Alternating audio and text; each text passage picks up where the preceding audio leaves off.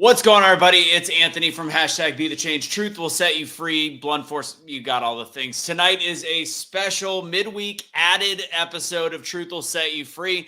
Not going to be the full Truth Tuesday length, but we've got a special interview that was set up by Casey. I want to thank the Utah Patriots for putting this together. We've got a gentleman coming on in just a minute, Dr. Kirk Moore. I encourage you guys to please share this out there for your lives. This is a board-certified plastic surgeon that was in family practice. You're going to learn a little bit more about him, but he is under fire from a lot of different angles because he decided to follow the Hippocratic Oath and treat patients instead of follow exactly what the government and everybody told him to do. There's also a court case that we're going to skirt around a little. I might mention it, but we can't get into too much detail because that'll be later in the year. But without further ado, we're going to get the episode started. So please share this out there. Let people know what's going on. Yeah, we're going to have to be careful on some of our words. I know, but that's just the world we live in. That's the game we play. Truth will set you free, episode 131.5, starting now.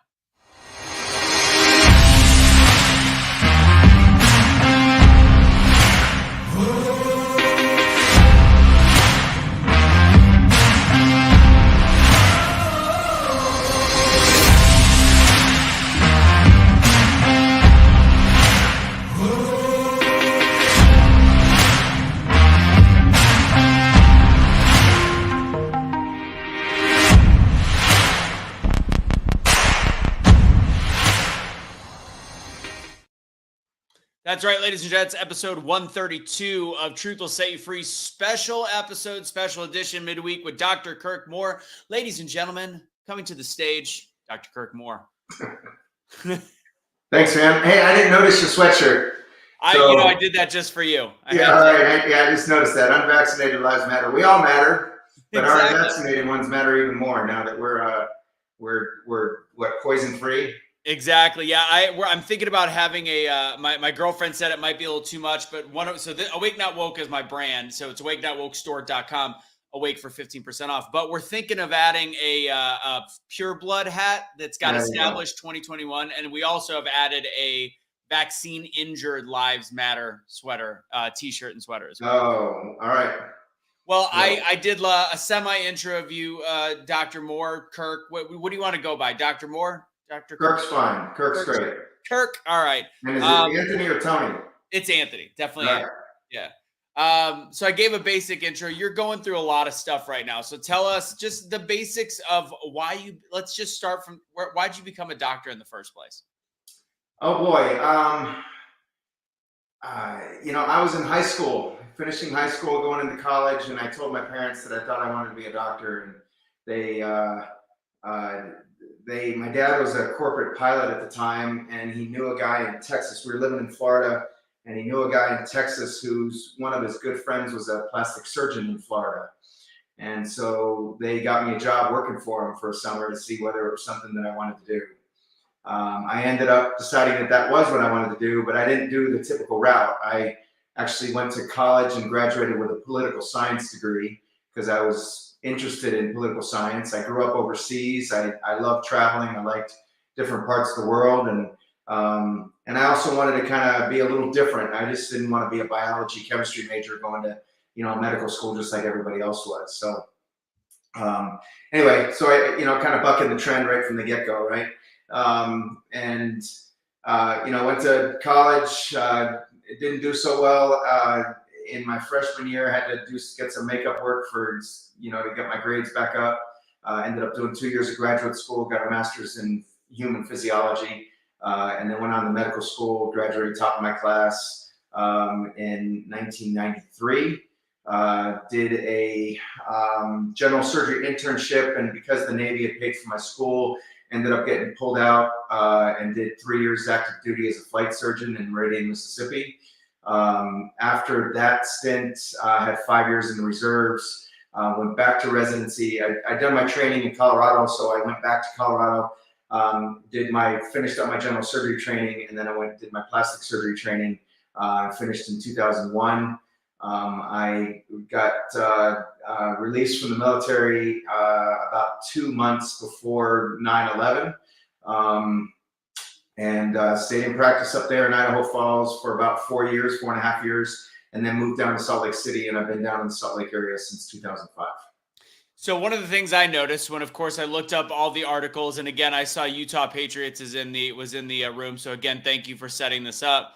One of the things that I noticed is they just paint you as this plastic surgeon. They're just saying board certified plastic surgeon, did these fake V cards, did these treated patients, and all these different things. And then you and I have just talked before this. You were a family care doctor. You were dealing with patients every day. Families, not just so. When did you move away from plastic surgery to family care? Well, no, I mean, I was still doing plastic surgery, but when the whole COVID thing came up, I was, for lack of a better word, I guess I'd call it a believer. You know, I didn't know what this vaccine, or I didn't know what the virus was. I was worried about it. I'm a single dad raising 2 kids. I'm worried. I'm seeing, 100 people a week. And I'm just kind of like, okay, what's going on? I'm seeing all these news reports, people just falling face down dead in the streets. You see all these hot spots of kind of all the crematoriums that were burning crazy. You see, Fauci getting on TV saying, hey, this is what's going to happen. And hey, this is not what's going to happen. Anyway, it was all this kind of like, shifting things and smoke and mirrors stuff, but I didn't know it at the time. And so I kind of was believing it.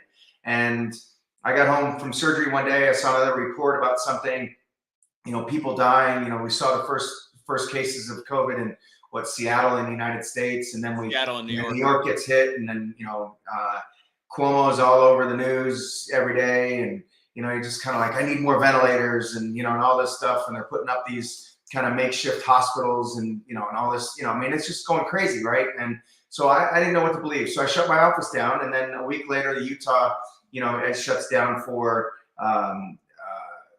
non-essential businesses. I don't know what's a non-essential business. I guess you and I are non-essential, but anyway, I was already closed. But by the time, Governor Herbert at the time shut us down, I'd done a 180, and I'd had enough time to sit at home and read and study and find out what it is that we're looking at. What's the real story here? And by that time, I just realized that this was just all show. We're talking about a common cold virus. We're talking about they couldn't delineate any real symptoms that were differentiated from anything else. And then I realized that the only reason that this even became a pandemic is because they actually had a quote unquote test that they could actually put out to, kind of scare people. Oh, you've got the COVID, and you're going to die. And so you better stay home, and, you better wear a mask, and you can't touch anybody, and don't go to church, and, don't leave your house, otherwise you'll kill grandma, and all this stuff, and by that time, like I said, I was just completely off the bandwagon. I saw Dr. Zev Zelenko. He was the first one that introduced me to kind of the treatment side of it. And, I saw his video that he sent to Donald Trump in March of, 2 weeks after I, closed my office down. And he sent him that video with his daughter, filmed him and said, hey, you need to send this to people because you've taken care of hundreds of people and nobody has died. And so then I started calling in hydroxychloroquine, zithromax for all my family, friends, all my staff, everybody else. I cleared out, all of the pharmacies in my local region here, and they were calling me back saying, "Hey, Dr. Moore, it's going to take us, a few more days to get more in. How quickly do you need it?" And all this stuff. It was kind of comical to some degree, but why did you choose to go with hydroxychloroquine? Because again, I want to ask an actual doctor. Because again, we pick and choose apparently whose doctor's opinions are better than others. So what made you go, I'm going to start treating this with hydroxychloroquine? Well, again, it was the Zev Zelenko protocol that I looked at. I was already familiar with hydroxychloroquine. I had already used it on 3 of my humanitarian trips that I had used when we went to Africa. And so we had, 50 to 100 people that would go with us. I went on 3 trips and I was writing prescriptions for everybody. So I knew what hydroxychloroquine was. I knew how it worked. I understood it. I didn't know that it had such efficacy against, viruses at the time, but, I looked at it. Hey, we're using it to treat, prophylactically and acutely for malaria. Malaria is a virus. So why wouldn't it work for this? And so I kind of had this underlying, it's one, if it helps, it's great. If it keeps people out of the hospital, it's great. And on top of that, I know it's not going to hurt because I've used it before. And so that's what we did. And that just kind of morphed. And then I started getting phone calls from friends of friends and friends of my staff and friends of my family saying, hey, Dr. Moore, you're treating people. We're not able to get treated anywhere else. We've been to the urgent care. We've been to the emergency room. They're just sending us home. What do we do? I don't want to go to the emergency room, and then as you started seeing remdesivir getting kind of rolled out and people worried about this medication, remdesivir, not knowing what it was and being forced to take it and not being able to go to the hospital with your family. I mean, it was crazy time. I mean, it was literally crazy time, but it was the only time that so we're talking 2020. I've been out in practice for 19 years. Okay? Yeah. So nearly 20 years of medical practice, 27 years since I graduated from medical school, and 31 years since I started learning about medicine in medical school, residency, training, military, the whole thing, right? So I'm 31 years out, and it was the only time in the history that I knew of, at least in my own history, that we were told not to treat people. You can't treat them. There's nothing to treat them. You can't treat them. And it was the only time that all of a sudden we're supposed to kind of listen to these people up here on this altar that work at the CDC and NIH and FDA, and they know better than us who are down here in the trenches taking care of people. And I was just like, I realized that I'd never been to the CDC website. I'd never been to the FDA website. I'd never asked any of those people how to take care of my patients before. And so I'm just kind of like, how did all of a sudden did these people become, kind of these messiahs to tell me how I'm supposed to take care of my patients? Yeah. So again, it just morphed. I went from Zeb Zelenko to, Dr. Pierre Corey and Dr. Paul Merrick. There were Dr. George Fareed out in California with Brian Tyson. They were treating people, and so I'm reading and listening to their articles and reading their articles and listening to their podcasts and interviews and stuff. And I'm just kind of like, well, this just makes sense. What's wrong with this? Yeah. Why are we going so hands off? Why are we purely pharmaceuticals? I'm going to bring Casey up in just a second because he's in back, but there's one interesting point you brought up. As a doctor treating patients, you really aren't used to going to the CDC, the WHO. And the problem is what I noticed with this, as somebody like me, the reason I started Truth Will Set You Free literally started in the beginning of COVID when I was like, none of this makes sense as somebody logical. I'm not a doctor, but I can do my own research, and nothing was panning together. So I started to look at different data sets, and I realized that CDC's data sets didn't match their recommendations. Right. With a lot of these nurses and doctors, because they're so busy, no fault of their own, they just look at the recommendations. Problem is with those recommendations, these are people that if you just do a basic Google search, work with big pharmaceutical companies. None of it was honest. It was literally paid for recommendations that didn't actually look at the data sets. Would that make sense to you? I'll take that even one step further, Anthony. The first data set that the CDC came out with, okay, the first study that they published, I believe, was on their website, and it showed the deaths from COVID, that the only 6% of the deaths from COVID were purely COVID. Right. That was their only data set. And yet they're saying all these other people, the other 94% of these people also died from COVID because they had comorbidities, because they had asthma, because they had, end-stage renal disease, they had pulmonary disease, cardiac disease, whatever it was. But only 6% actually died just from COVID, or at least the ones that they were telling us about. And the other 94% had an average of 2.2 comorbidities, right? So you're sitting here going, well, did these people die from COVID, or did they die from, and I came to it from a very personal perspective. My dad, in 2017, we went to Belize together. And I took my mom and dad with my wife and kids and everybody down, to Belize for a vacation. On the way back, my dad got sick. And he, got on the airplane, just, got the flu, got sick, and he ended up having a stroke. And I'm just sitting here going, okay, so people get sick, and I don't have anything bad to say about, what happened to my dad. I mean, he'd had a stroke earlier anyway, and so he was at risk. And so now they're telling me, and they're looking at this thing, and so people get sick. And so if my dad had been alive at this time and died from having had a stroke but had a positive COVID test, there's no way that I'm going to blame COVID for it. Right. And so it's again a personal perspective on that, in addition to being a physician and a doctor and everything else. But just like you, Anthony, I've got common sense. Yeah. Okay. And I'm just looking at this going, there is nothing ever in the history of medicine that I've ever been told not to treat early. Okay. It just, that's never happened. Yeah. I'm going to have Casey come up. I know he set this up, put this together. He's been in the back room. So I'll bring him up. Casey, meet Dr. Kirk Moore. What's up? How's it going on, guys? Sorry I was late. Work got in the way. I should be wearing a t-shirt or something that's got like some sort of thing on it. I think I have a bucked up t-shirt on. Will that work? Yeah. Well, if you want, I'll hook you up with the Unveed Lives Matter shirt if you want. I would love an Unveed Lives Matter. I just, that'd be perfect. The next time I get on the show with you guys, I'll make sure I wear it. Yeah, I'll get it to you. I'll get it shipped here, and then I'll get it to you since I'm here. But I didn't set it up.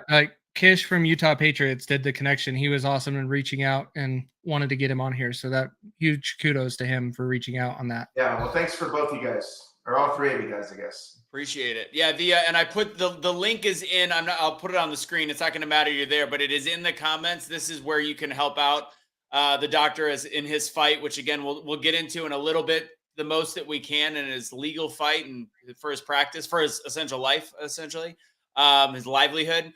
I did want to mention, so Misty, I forget, Misty, can you tell me what your profession was? Because you weren't a nurse per se. So in the very beginning, Missy and I became friends of the pandemic. And again, I went to art school. I'm just good at research, just like, many other people out there.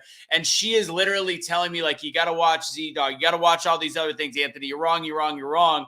And her and I went in these just drop dead, drag out fights where I am sending her data sets. She's respiratory therapist. That's what it is. So we're going back and forth. And I'm like, look at the data. She's like, I know, but look at this. And this is probably my greatest achievement is taking Missy, who is now a massive voice for people in respiratory therapy. You red-pilled her? What's that? You red-pilled her? Yeah. Well, she was already red-pilled on everything but this. Oh, yeah. So she was at least halfway. So it literally, and she's been great. She shared with me some other stuff back, but it was somebody that I should not have been in her league, but we were able to have a conversation and come to a point where she realized that everything was bullshit. And that's where you've got to patent that somehow.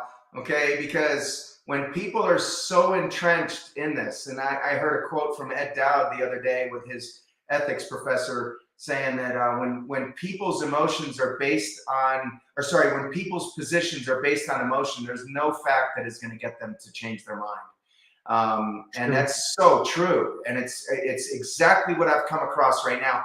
There's some very, very, very smart people out there that are just completely snowed by this whole COVID thing.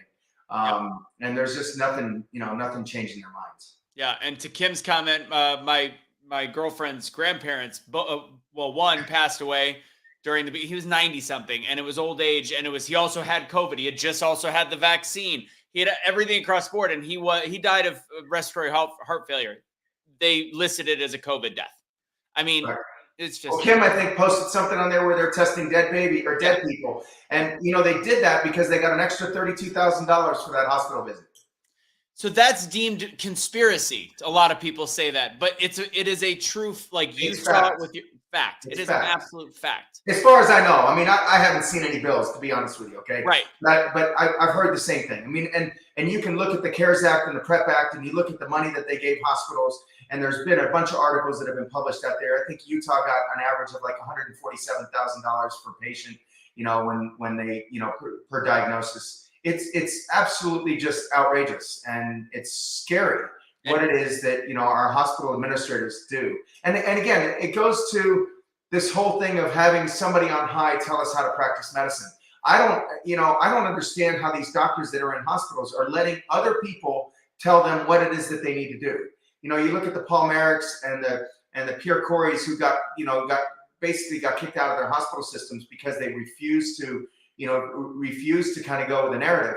But I don't remember any other time in history where, an administrator comes to you or somebody from on high comes to you and says, hey, this is how you have to take care of your patient. You have to not give them high dose steroids. You have to give them remdesivir. And you have to give it to them at this dose. You can't give them ivermectin. You can't give them hydroxychloroquine. You can't do any of these other things out here that we know work. You have to do this. And even if you have a 50% mortality rate, you still have to keep doing it. Which is remdesivir. It just doesn't make any sense. I've interviewed Casey. I've interviewed Brian Ardis several times. I'm assuming you might know who he is. He's the anti-remdesivir doctor. He's a chiropractor, great researcher. People shame him because he's a chiropractor, but it's like, research is research, and he saw this up with the remdesivir. Why we even use this drug in the first place is mind-boggling, and the fact that we weren't willing to try the ivermectin and the hydroxychloroquine. We weren't allowed to try these things that, worst case, they're almost completely harmless. Right. I don't get it. Well, and when they did try it, they were giving toxic doses to people and then putting those and getting those published because they were forcing them down. Because everything's corrupt. That all the journals are owned by big pharma, and nobody can go against the narrative. I mean, there was a study that I just saw this morning where speaking of COVID vaccines and everything else, in 5 to 17-year-old kids, so pediatric adults, they did a study on it, and it got published. It got published because the authors, in spite of the data being completely contradictory, says, well, it's mostly safe, even though they had 56 pediatric deaths.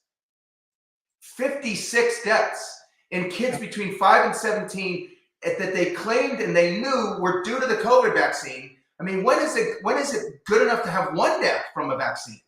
I mean, when does that become acceptable?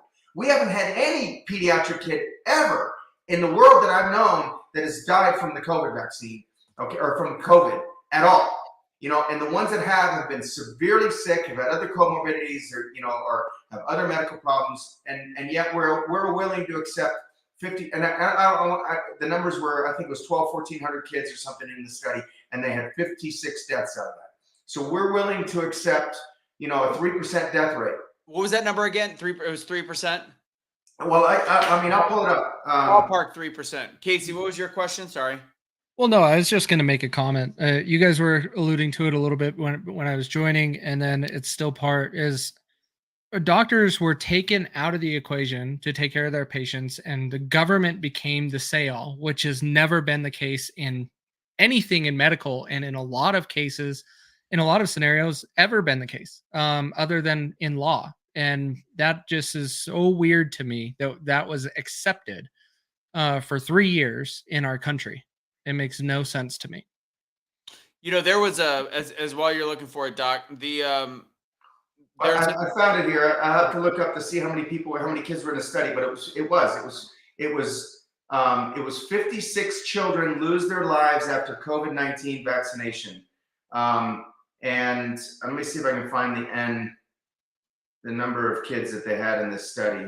And go ahead. What is the study on that one? Do you know? So it's a study by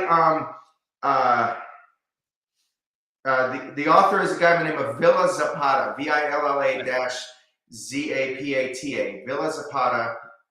It's a study that was published in the Annals of Pediatrics, 2023 April. So just published. Okay, 56 deaths. And what they do is that they go into the VAERS number, and this is based upon VAERS, VAERS numbers and VAERS presentations. And they're saying that based upon a 30-fold factor of 30, which is what they're claiming is the underreporting factor, that would have been 1,680 deaths for 2021. Got it. So they're taking the 50 multiplied by the 56. So that makes sense. Right. Okay. So there's something I found today that this was in the middle of 2022, and it shows how things are pushed under the rug. But there's a European, I never heard this story. This is brand new, and I looked it up, and you could find it on alternative sources, and it can't be Googled on main stuff because it was never in the mainstream media. But Jose Maria Fernandez Souza Faro is the president of European Pharmaceuticals. That part can be confirmed. It's called PharmaMar, and he was charged by police in June of 2022 with being falsely, and I believe this is ironic based on just our discussions or based on your situation, charged by police with being falsely vaccinated against COVID-19. And he's been part of a scandal where he's been one of the people added to their national immunization registry. So this is a guy that was actually getting large sums of money in Spain because he was pushing the vaccine in Spain from his company. and he actually had a fake vaccine card. I think that's fascinating, and how hard it is to find it is even more fascinating. Well, what's fascinating is that when that was published, it was front page news all over Europe. Okay, there was a report. There was 2,200 names on this list of celebrities and high net worth people and athletes and everybody else, and that went quiet. And it was it's just gone. And like you said, you've got to go to some kind of like Wayback Machine, know what the date is that you're looking for, know what like 7 out of the 8 words were in the title in order to pull that thing up. But yeah, the president of a pharmaceutical company was, charged with not being vaccinated. And the other thing was that the people that were doing this were means testing people. So that guy there paid $147,000 or something to get his vaccine kind of listed to the database. But the people that couldn't afford it were getting it for free. Yeah. So it's fascinating. The story is interesting enough. The fact that it was completely scrubbed from the internet is more interesting, because that destroys the narrative for them. That is somebody that is profiting, and that company, I think, is like a Pfizer over there, profiting and also admitting that he did not want to test this on his own body. Right. He's taking the money that he's making from the vaccines to pay to not be vaccinated. Slam dunk. Apparently it didn't go enough. I don't know what happened to him. There's no new news on what happened to him after that. Exactly right. That's what I've been saying that for now a few weeks, because somebody else brought that up in one of the other interviews that I was on. And I was saying the same thing. It's just kind of like, you can't find this guy. And what happened to the other 2,199 names? You know what I mean? I mean, there's 2,200 people on this list. What happened to the other 2,199 people on that list? Nobody's out there. It's like the usual suspects, and like that.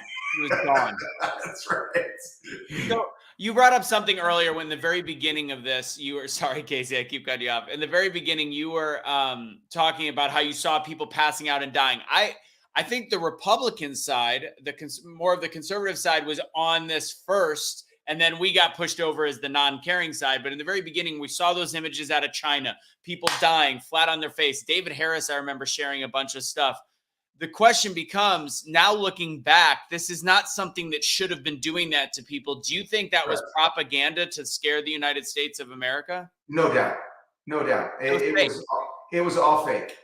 It was all fake. And there have been a lot of videos that have come out now that have actually shown you. I think there was one just a few weeks ago where there was, something where people were quote unquote, screaming down the streets and worried about, what was happening and everything else. And yet in the background, just on the other side of a chain link fence, there's people playing basketball.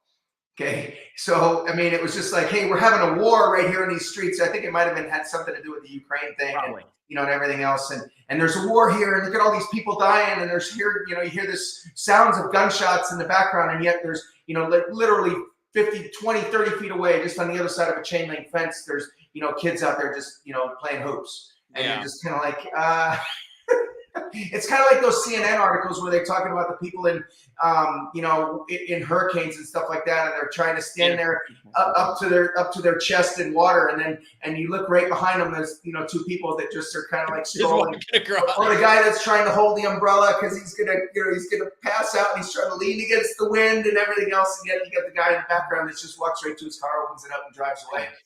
So, no matter how bad it was here, we have a million deaths or whatever they want to say. Right. We never saw people go in the middle of the street. It just and that just doesn't happen. And even look at who's that football player that Hamlin, DeMar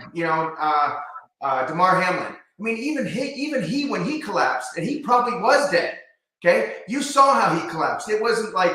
Yeah, when he hit the ground, he was all floppy and everything else. But it's not like he was standing there and just went boom. It's like the people that you saw in those videos are kind of like they kind of lean up on their toes, and then they kind of like, oh, okay, let's Yeah.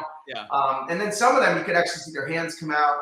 When you go back and you review all that stuff that you saw, it was all propaganda. It was all fake. Yeah, and it. In my opinion, it was all propaganda. And if you see everything, and of course, we're going to talk about Died Suddenly, of course, as a video has a whole bunch of stuff that I've never really seen behavior like that before. Like people just automatically, like all their muscles just go tense and they just start staring off and then just collapse.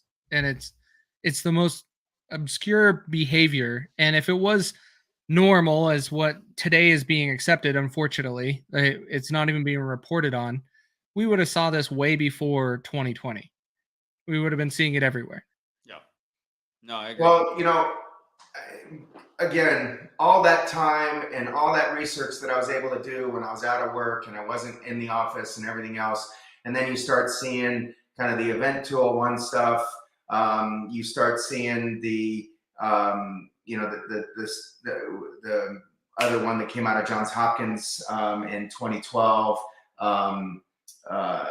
Boy, I can't remember what it is, but you just start looking at this, and then you see that, the podcast that, Bill Gates does on TEDx, where if we really get good with medicine and vaccines, we can kill off 15% of our population. And it's just a crazy time right now. And it's, again, I think all part of a bigger narrative. You brought up something. I'm going to skip ahead to it. There is the videos of Bill Gates. There's the videos of a lot of the global elite talking about shrinking the population. And, in the back of my mind, I question, because I believe that it's God's choice on how he has to shrink the population, because there is that whole map where they say, once there's going to be a breaking point, whether it's 10 billion people or 15 billion, but we're going to hit this critical mass and there's going to be this die-off.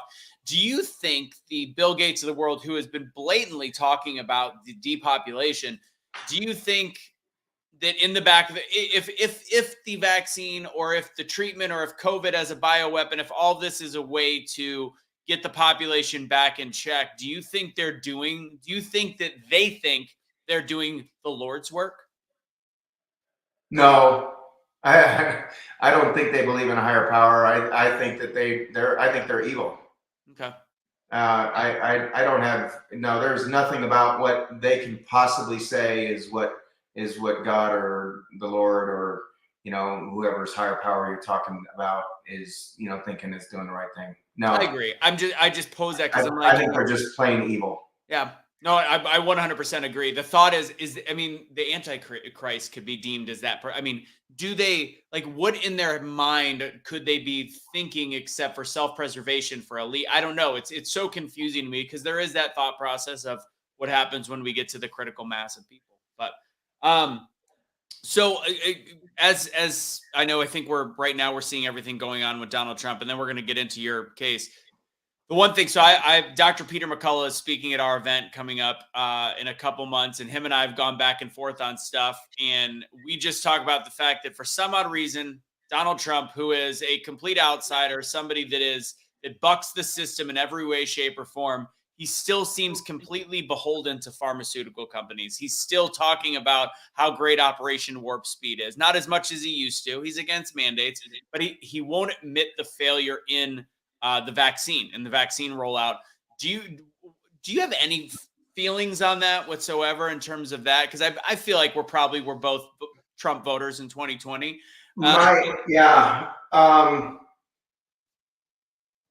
In a nutshell, I think that if somebody like a DeSantis, who has some, has some national credibility, comes out and presents himself completely opposite of him on that, on the COVID narrative, has a real chance to beat him. I think that could be his Achilles heel. I don't know why I don't know why he so stubbornly supports it. To me, it would be so easy for him to come out and say, hey, I was completely snowed by these guys. I believed what Anthony Fauci and Deborah Birx and Redfield and Rochelle Walensky and all these people were telling me. And I went along with it, but oh man, when I look at the science and I look at the data now, they just completely snowed me, and I'm sorry. I think that would, there's no way that there would be anybody in the Republican Party that could possibly beat him. But I think he legitimately has a significant Achilles heel, with that. I personally think that if a lot of people came out and ran just on a anti-vaccine or an anti-COVID vaccine platform, that they could win a lot of elections as long as the elections weren't completely stolen from them. Yeah, I think it's such a big topic right now that that's all you would have to do is come out and say, hey, no COVID vaccines. It was a scam to begin with. You can die from it.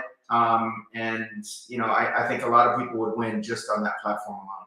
Yeah, I agree. And then part of me, like, I understand some of the politics in it. And this one, I think, is the rare occasion where Trump's planning is wrong, because to me, we could talk about and we're not going to, but there's the abortion topic that I think that I've talked about in the past, that when the politicians go ultra pro-life, all they're doing is losing some people in the middle, because the people that are pro-life gung-ho were already going to vote that way. So I think it affects the overall their overall numbers in a negative way. Unfortunately, I don't think it helps them. Whereas something like this, I think there is some people you're already going to have all the votes that you want. If anything, you might be pulling some people over. So I think it's actually important. This is the opposite of the abortion topic to me. And I just wish that would come out of his mouth. Well, I mean, you saw that Rasmussen poll that just came out, I think, that showed that at least a third of Democrats alone, I think it was 31 or 32%, said that they know somebody that had died from the COVID vaccine. Exactly. Yeah. So that if you come out strong enough on that, and they've had that much of a personal experience in it, that that it's a potential that they're just based on that one issue alone, that you protect medical freedom, which is what we're here for, which is what I'm here for. Right. And you protect medical freedom, because if we don't have the ability to control what goes in our bodies, okay, we're not going to have control over anything else. 2017, My Body, My Choice by, Madonna and everybody else out there in Washington, D.C. And then 2021 comes around, well, screw My Body, My Choice, take this shot or else. I mean, what's the difference here? If you're talking about a My Body, My Choice level, My Body, My Choice over abortion is a completely different issue than it is My Body, My Choice over taking a shot that could potentially kill you. Yeah. No, and right now they're bragging about the fact that the research is showing that now they're having vaccines that they can do aerosolized and in food. Right. And it's like, is this not terrifying to people? Because yes, their excuse is it makes the shot easier. So for people that don't like to get the shot, instead, this is stuff that'll literally just be able to be given without people's knowledge, which is terrifying. Well, they're aerosolizing it. There's some stuff out there. I don't know how true it is that they're talking about putting it, kind of having these mass mosquitoes, that are going to carry it. They're putting it in food. They're injecting it into cows and pigs so that we're going to take it in our, in our food. So we're not going to. It's kind of a question of not being able to avoid it. There's also a lot of data and evidence out there that these vaccines shed so much that people like you and me that are not vaccinated are potentially exposed to it and going to get it anyway. Whatever, probably not as effectively, maybe, but it's still out there. My son, every time he's around, he's 15, every time he's around any kids that he doesn't typically hang out with, some of the kids that he hangs out with on his lacrosse team or football team or whatever, group, his friend group, some of them are vaccinated. And once he's been around them for a while, he gets used to it. But if he gets around a new group of kids, and a lot of them are vaccinated, probably 70, 80% of them in high school now, he struggles. He gets really bad sore throat. He gets this really bad cough. He can't swallow. His tonsils get really swollen. He knows it right from the get-go, because he'll sit next to somebody who's been vaccinated that he doesn't know, and his nose will just start bleeding. It just starts pouring out of his nose. And so he's done this on 2 separate occasions. He's looked right across at the kid and he goes, "Are you vaccinated?" And both of them have said, "Yep." And so it's, there's clearly something there. I just, especially in kids, the fact that we force it so much. So, all right, before we I know we're far into this, but I wanted to talk a little bit about what's going on with you. Everybody that's viewing right now, please do a little push to share this right now, like it, etc. And back to what you just said, there's a lot of women that I know that their cycles are way off that are unvaccinated as well when they have to hang out with vaccinated people. Just the way it is. It's just the way that it is. So if you could, Kirk, Tell us a little bit about what you can. So you treated a bunch of patients. They are 1,000-ish. With COVID, everything was good. Your practice was good. And right now you are under, and that's not what you're under attack for. You're under attack because of alleged claims of fake vaccination cards. And what can you talk about with that case? Well, I can talk about what happened. So in middle of January, about January 11th, I think it was, on a Wednesday, I had 8 or 10, 11 federal officers from 4 different agencies show up at my office and confiscate my phone and my office manager's phone. That's the first that I had heard or knew of anything. And about a week later, the indictment was kind of publicized and published out of the Department of Justice, and it hit the news. And I wake up to an email from a reputation website, saying, hey, we can help you with your reputation, and with a screenshot of the front page of a daily news article. I never got served. I know that my office manager didn't get served, and I know that my other medical assistant in the office didn't get served. My business got served the day of our arraignment, which was on the 26th of January, which was less than a week later. So we were charged with fraud. So $25,000 worth of fraud for disposing of government property. And it was, I guess, still their property in my office. I don't know how they still maintained that it's federal property. And then in addition to that, conspiracy to commit fraud, and counterfeiting, I guess giving out fake vaccine cards.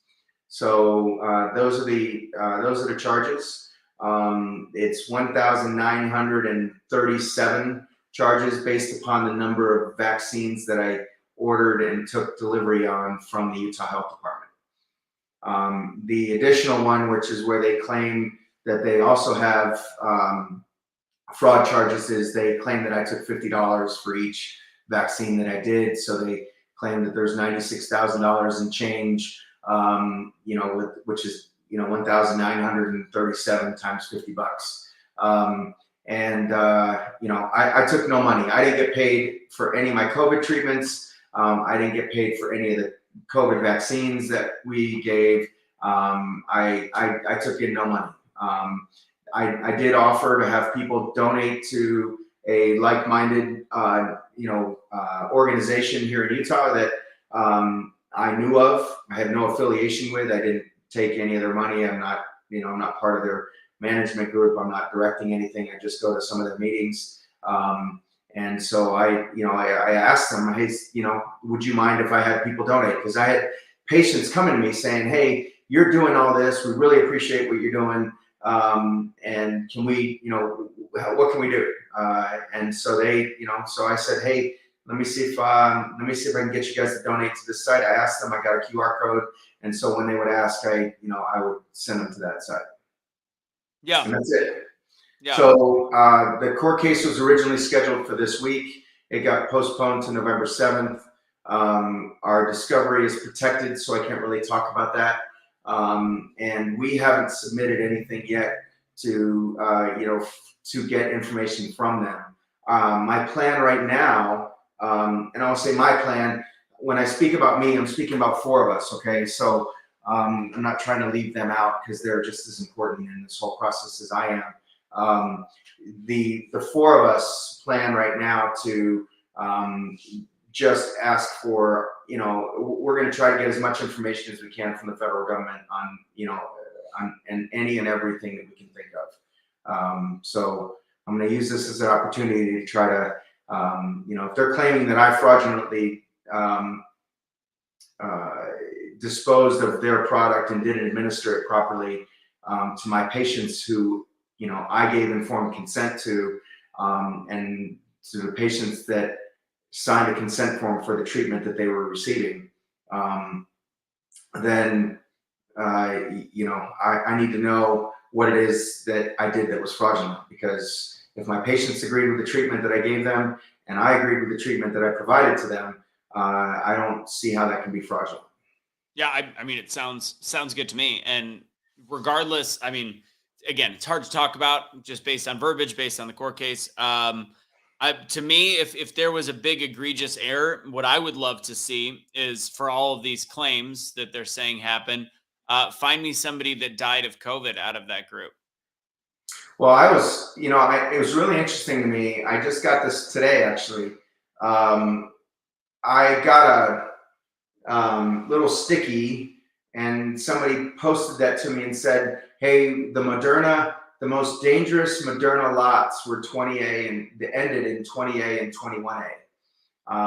And so I looked through my paperwork, and I had a bunch of Moderna 20A and 21A. Really? And the numbers were astounding, where it was like 16-fold or 1,600-fold higher risk of having severe complications from their COVID shot if you were in those lot numbers with the Moderna lot numbers. Since you are a doctor, can you speak to that? Because I mean, I can always talk about it, but I'm not a physician. So why is it that some lots had a higher rate of adverse reactions? Well, the conspiracy side will tell you that they were sending those to the red states, right? I mean, obviously, I have no data on that to support that. I think that the issue is that trying to, in such a short period of time, to produce that number of doses and vials and medications or biologics or whatever it is, that there's just no way to have any kind of control over what it is. And in addition to that, the CDC or FDA has never inspected any of these production facilities. Not one of them has ever been inspected. So how can you, I mean, if I'm making a product and it's supposed to be a safe and effective product, you would think that, hey, every so often they're going to come by here, they're going to come by my office or come by my building, and they're going to take a sample of a product and test it and make sure that it's, that whatever I claim is in it is actually in it. I think they're going to run into problems with that in and of itself, because we don't know what's in it. It's never been disclosed to anybody what's in it. I don't think Pfizer's even told the CDC and FDA what's in it. Yeah. They just, well, it's proprietary. Well, I mean, yes and no, but you got to know what you're injecting. So that's part of informed consent. The emergency use authorization requires informed consent. Okay, so you're going to inject something in somebody under an emergency use authorization. You are required by law to give them informed consent. And part of informed consent says, hey, this is the product. This is what's in it. These are the risks to you. These are the benefits. And what would you like me to do? Okay, so that's the first thing. And then the second thing is, it also requires that we don't coerce people. So what are mandates if not coercion? Well, we didn't really mandate it. We didn't coerce you. Yes, you did. You're going to lose your job. You're going to lose your livelihood. You can't travel. You can't go to see your grandma. You can't go visit your parents in the hospital. Your kids can't go to school. They can't go to college. You can't get this medical procedure done unless you're vaccinated. There's some doctors at the Cleveland Clinic who have said that they won't treat people unless they were vaccinated. There's people that can't get on the transplant list. Yeah. They are not vaccinated. I mean, it's nuts. So how can you not say that that's coercion? And on top discrimination. Yeah. And on top of it, I mean, look at you, a respected doctor that much the same as a Peter McCullough that can't get typical work anywhere anymore. And this is the argument I hear from the more crazy version of the left, which is bled into the main faction of people on the left side, is you have to listen to experts. You have to listen to right. You have to listen to the doctors and the virologists, etc. There are more doctors like you, but look at what happens when you even try to speak out. Look at what happens to your livelihood. So can you speak to how many doctors or what conversations you've had in the medical profession of doctors that feel the same way as you and how they've been silenced? Oh yeah, they won't even talk. They won't speak out about it. Will they speak to you? I'm sorry? Will they speak to you? No, we would have private conversations about it, and they all agreed with me. There's a number of them that are out there, but they just won't talk about it. Because they can't. I mean, they can't if they want to keep their house and their car. Right, which is problematic, because there's more of us than there are of them. And if we would all speak out, then this would end really, really quickly. And it's problematic. And the same thing with, all the people that, that are, I don't know, quiet and, they just go about their lives and doing the same thing. If all those people just would stand up and push back and stand up for their rights, then they would, they'd be. You got a fan. Oh, Bear. Sorry. No, you're good. And anyway, this would be over. Because there's hundreds of thousands, millions of people that are out there that are like you and me. And I guarantee you there's doctors that are out there that did the same thing that I'm doing, or that I supposedly did, or allegedly did. Yeah.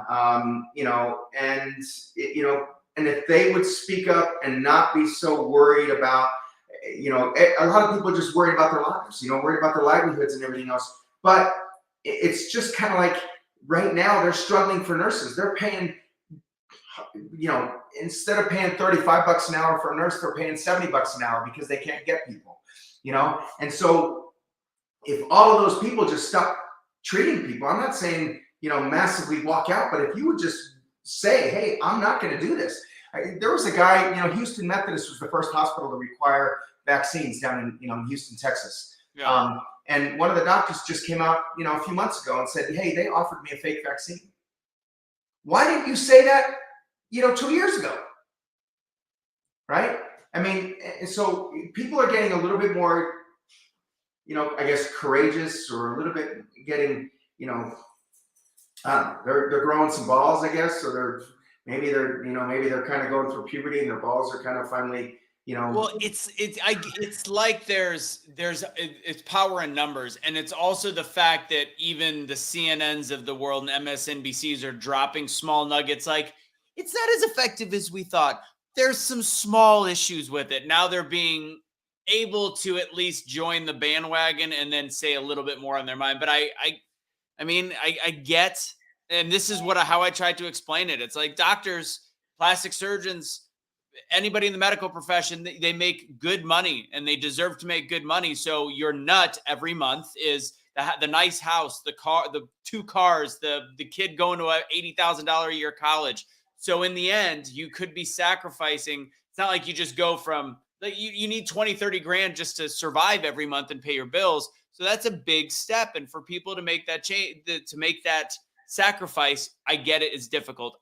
I'm one that makes it. But I understand it's not for everybody. You're clearly somebody that stepped out and did it, but it is. Is one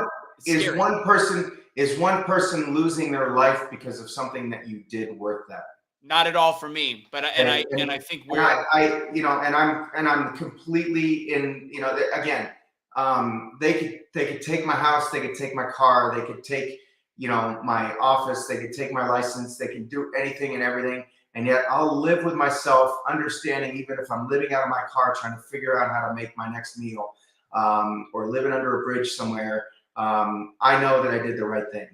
And I have, this was, Eric Mutzos asked me this, way back in end of January, beginning of February. I have no regrets. I did the right thing. I treated my patients the way they wanted to be treated. I didn't kill anybody. I didn't maim anybody. As a matter of fact, Joe Altman told me, Kirk, you are being indicted for not killing and not murdering people and not maiming people. Okay, that's the reality of your situation. And, and I can't disagree with him. I'm being indicted for not murdering and maiming people. And that is my pinned tweet on my Twitter page. And, it's just, and it's so true, because I treated patients the way they wanted to be treated. I took care of them. I had not one of my patients with COVID or vaccines or anybody, not one of them died ever.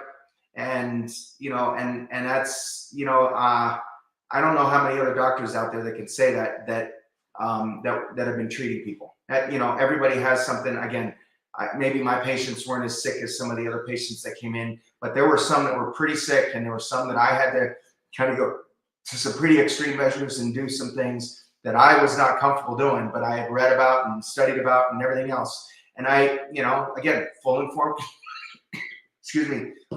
consent. I'm taking care of them the way they wanted to be treated. They didn't want to go into the hospital, and so I took care of them. And that's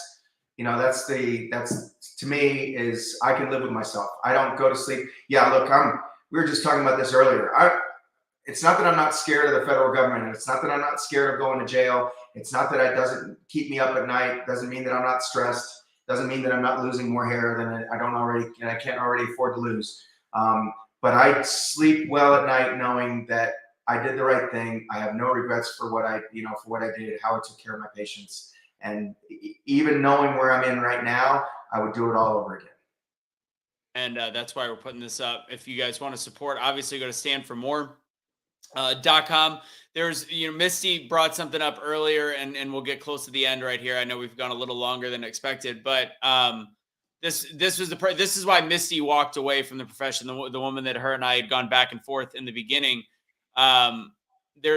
The last days of the people that were dying, the 99-year-olds, the 70-year-olds, the people that were dying alone, to me is one of the biggest travesties on how they handled COVID based on this guidance. So you could look at the dangers of the vaccine, that they're not allowing people to see anything but one perfect side on, but really looking at the early treatment of not allowing people in to see their loved ones in the hospital. I lost a friend of mine, him and his husband. They didn't get to see each other till the very last day. And we forget that humans are creatures that thrive on energy and need people to be around. And another reason why people were dying at such an astronomical rate, also on top of the remdesivir and the ventilators all at once. But that to me was when I would say what I would think was the biggest travesty of COVID, it was the fact that we allowed people to die alone. Looking back, what do you think the biggest travesty, now that the pandemic has been voted over in the last 2 weeks, what do you think was the biggest travesty of COVID? I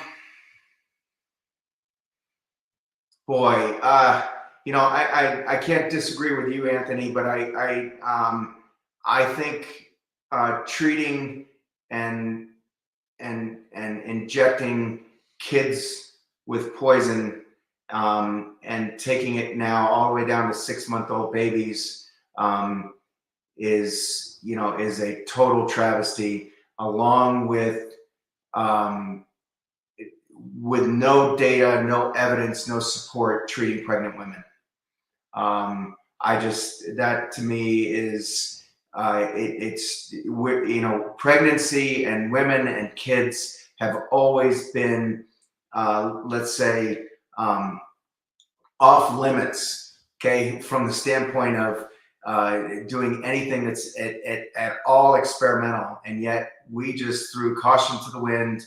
And even in the Pfizer studies, the Moderna studies that have been published and everything else, pregnancy was excluded. Pregnant women were excluded, and they were told not to get pregnant. And then yet 2 months later, the American Board of Obstetrics and Gynecology is saying, oh yeah, perfectly safe for pregnant women. What data did they have? What science was it that came out that allowed them to make those proclamations? And you mentioned this earlier, and I wanted to get back to it because now this brings this up. The science, right? The scientists that we're supposed to be listening to, that were telling us that we're kind of like, they're shutting us down. Okay, the Peter McCulloughs and the Robert Malones and the Paul Alexanders and everybody, the Ryan Coles, you name them. Okay, I hate to leave any of the names out, but it can go on. There's a lot of good ones, yeah. But all those good guys, so those people, okay, we're going and we're presenting data. Peter McCullough is like a freaking encyclopedia. Okay, he gets on TV and he can give you the name, the date, the authors, what the numbers were. I mean, I tried to quote a study to you just a little bit ago. I mean, I read it, okay, and I knew it, but I can't tell you who it was. I couldn't tell you when it was published, the name of the journal. He can tell you all that stuff, okay? And he's fabulous about it. But those people would come with data, with science. Here's your science. Here's the data. This is why I'm making that decision. read this article. This is what's going on. You have the Faucis and the Walensky's and the Redfields and, you know, and the Francis Collins that would get on TV and they'd go, well, our data that we see behind the scenes over here is telling us something completely different. What data? What is it that you're telling us? They never, ever presented any data. And then even after that 2,400 milligram dose of hydroxychloroquine that they were using that was toxic to humans, and they published it in the Lancet Journal and the New England Journal of Medicine that then had to get pulled, they were even quoting that journal article after it had been pulled. So they're still talking about it as, hey, yeah, we've debunked the use of hydroxychloroquine because of this article. Weeks, months after it had been pulled out, and after it had to be pulled because it was all fake data. Right. Yeah. That whole background, by the way, on that Lancet article is fascinating. Oh my God. The guy was a complete criminal. It was a shell company. The guy stuff. What's that? Yeah. The Surgisphere. The Surgisphere. It was literally completely faked. Fake. Yep. Yeah. Anyways. And again, my point being is though they never presented any data to counteract the data that we had. 86 studies of ivermectin and how it works. You know, the stuff that Pierre Corey would get on TV about, and he would actually give you data. And, you know, Ryan Cole is talking about articles, and Peter McCullough and everybody else is presenting actual data. Scott Atlas is walking around the White House with a stack of articles, okay, that's counteracting what it is that they're saying on TV, and yet nobody's listening to them, right? I mean, it's the same thing. I went to a meeting. I lost my hospital privileges because I wouldn't wear a mask because I wasn't going to wear a face diaper.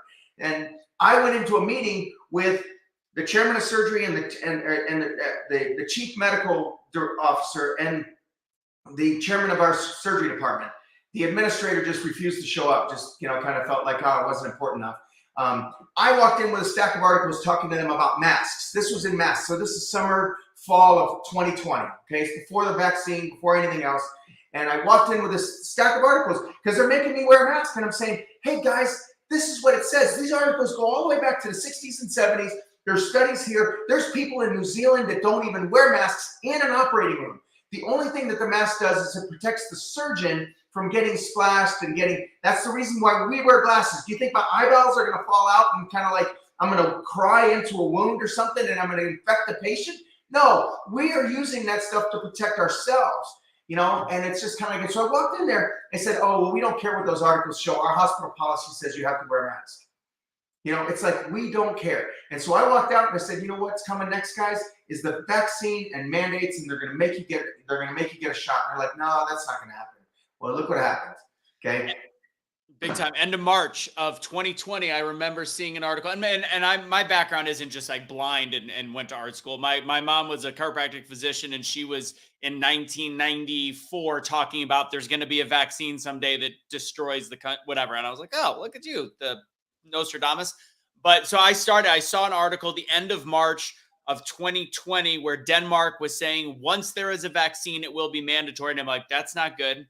That's not a good start to any of this. And then with the masking, I started probably end of 2020 to all of the pro maskers or the ones that are like, well, it's over for now, but we need to realize how important it was. I go, can you find me? And I'm still waiting 2 years later. Can you find me one data set that shows how a virus that is a 10th of the size of the openings of a mask, of most masks, including the size differential on the N95s, can you actually show me one piece of evidence that will tell me that masks are effective past maybe a 10% change of catching things?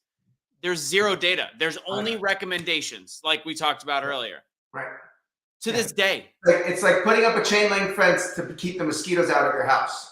Yeah. And people laugh at me when I say that because I've used that line and they go, no, because there's the droplets. I said, yes, but it's an aerosolized condition. Yes, right. you are blocking the droplets, but that's not the major percentage of how this is spread. It's just absolute mind-boggling ignorance on top of the fact that apparently if you're protesting for Black Lives Matter, you can't catch it either. But different story for a different day. Kirk, the last thing I want from you is twofold. One, is there one smoking gun or one thing that you've learned about the pandemic that is something that can maybe red pill somebody on the opposite side and say, this is my lesson, this is what I've learned, and this is why this is all bullshit? And then two, how can everybody help you? And we'll wrap with that. Okay. Well,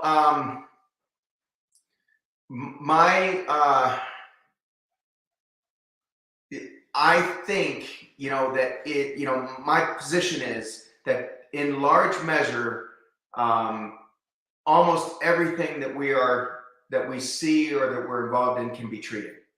Okay. So when quote unquote Omicron came out and it was a much milder form of the disease, and even though it came out post-vaccine, I was like, okay, well, maybe what we've done is we've done what nature does in general with most viruses, is to make them less virulent, less deadly. Maybe more people are going to get it, but it's not going to be as severe. So I think again, the thing to me is that there's treatment for almost everything, but even a step back from that is that our body's own immune system is the most, is the best that we could possibly get of anything. And so we need to rely on our own body and to treat things and to be able to handle things for the most part. If you feed something properly, give it the right food, give it the right energy, give it the right, nutrition, I think we can do that. We can really make a difference. Do you think anybody should get the COVID vaccine? No. Okay. Never. Okay. Good. I liked your answer. Again, you're the expert. And you mentioned, I'm going to take it back. I'm sorry. We've been on for a long time, but Denmark was the first one to do that. And I remember when they said that, okay? But you know what? They were also the first country to come out and say, I'm sorry, we made a mistake. Okay? Their health minister came out and said, I'm sorry, we made a mistake. It wasn't right. And they pulled it off. And they said, anybody under the age of 50, we shouldn't be giving it to. And the ones over 50, you need to talk to your doctor about whether it's something. Okay, so yes, so they were the first one to say, hey, we're going to mandate it, but they're also the first ones to say, hey, look, we're sorry. No, you're correct. I forgot about that. But so what people can do, two things, okay? And I say this every time. You got to stand up for your lives, stand up for your, for your rights, stand up for what you feel is right. Nobody looks out for you like you. Okay. So there is no government agency. There is no, there's no police officer. There's no administrator. There's no hospital. There's no, even family, friends, whatever. Nobody looks out for you like you. So you have to stand up for what you feel is right, and you have to educate yourself, and you have to do what's out there. Can't listen to other people and let them snow you and tell you what they think is right for you. You've got to research it and do it yourself. Okay. And then the second thing is medical freedom is at stake here. Standformore.com. Go to Give, Send, Go. Donate money for our legal defense fund. It's going to cost us a shit ton of money to kind of fight the federal government. We're fighting ourselves with our own money. Okay. But it's going to take a lot of money, and we need all the help that we can get. So I've got the Give, Send, Go on the right.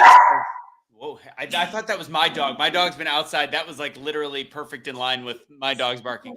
Standformore.com right there, and make sure you guys check that out. Again, I don't know, Kirk, if you're free. We've got Dr. McCullough talking at our major conference coming up in Dallas. If you're looking for a little vacation out of town, GreatAmericanSummit.com. It's on June 1st through the 3rd. McCullough is opening night. To people that I haven't mentioned this to, if you are one of the first 250 that buy tickets, the general admission starts out at $97. You do get to go to that Thursday night event. And then also the first 100 people are going to get signed copies of Dr. Peter McCullough's book. So make sure you guys check that out. And Doc, you're invited, of course, if you want to come. Would love to see you. It's a whole weekend of speakers like Chad Prather. We're working on a couple other headliners right now, but it's business meets patriotism and freedom all mixed into one, kind of a unique situation. But that link is on the bottom, greatamericansummit.com. You could use GAS23. That gets you 10% off. And one last thing I was going to share with you guys, because we did talk a lot about COVID. A lot of you guys purchased from the store that I have, the affiliate with Dr. Artis. If you go to thedrartisshow.com, use BFD at checkout, you get 10% off. He's got a lot of different vitamin-wise protocols in terms of selenium and Doc's Viral Defense that is good to take to keep you from getting whatever illness is out there. So check that out, guys. I know you guys are pretty loyal to those products, so I appreciate it. Kirk, any final words for everybody? No, like I said, stand up for your own rights, stand up for your own selves, and and go to Give, Send, Go and help us out. Appreciate you, Doc. Have a fantastic rest of your evening. Sorry for taking an extra like 40 minutes of your time. You're a great interview. So I appreciate No, listen, I appreciate it. Thanks for your time. Take it easy, brother. Hasta luego. There it is.